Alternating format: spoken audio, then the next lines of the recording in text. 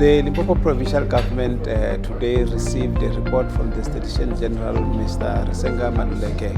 Why do we need a census? It's because we need an equity in distribution of government services. We need to make sure that we allocate government funds accordingly and measure the performance of our programs and policies. And of course, Ashwell has already spoken about the history of census taking. The population of South Africa as of the 2nd of February 2022 was 62.027 million. What is the population of our province here? It's about 6.6 million. That is 6.572 million as of the 2nd of February 2022. And what does it mean? We have more women, 52.8%, which represent 3.5 million are female, and 47.2 million are male, which represent, 47.2%, which represent 3.1 million. The largest activity in agriculture is in this province. And if we could provide water, we would see this number actually growing. So in terms of food security, this is one province that is solid because people are producing their food. And in terms of actually health, when people produce food that is not actually going through the market, it means they eat directly from production. So we can use this as our biggest advantage in terms of health and livelihoods. I'm pleased to say that in terms of the dwelling points that we reached, Limpopo, with the support of the leadership, traditional leadership, local councillors, and civic leaders, we were able to reach 97% of the dwelling units. But when we reach in a dwelling unit, we have to look at the data further. Did we find someone? Is it occupied? Because it's there on the map, it's there when we visit, but it may not be occupied. When we started here in 1994, SG,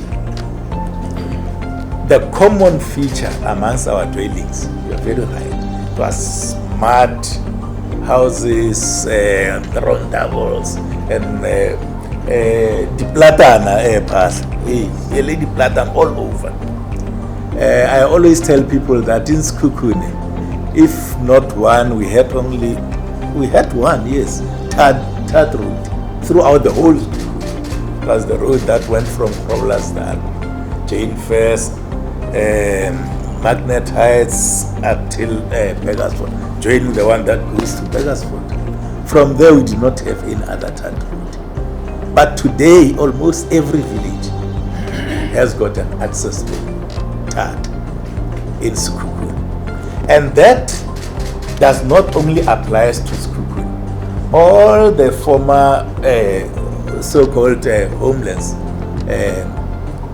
you've got that type of development in those homelands, and even other regions also, districts also, you do have that kind of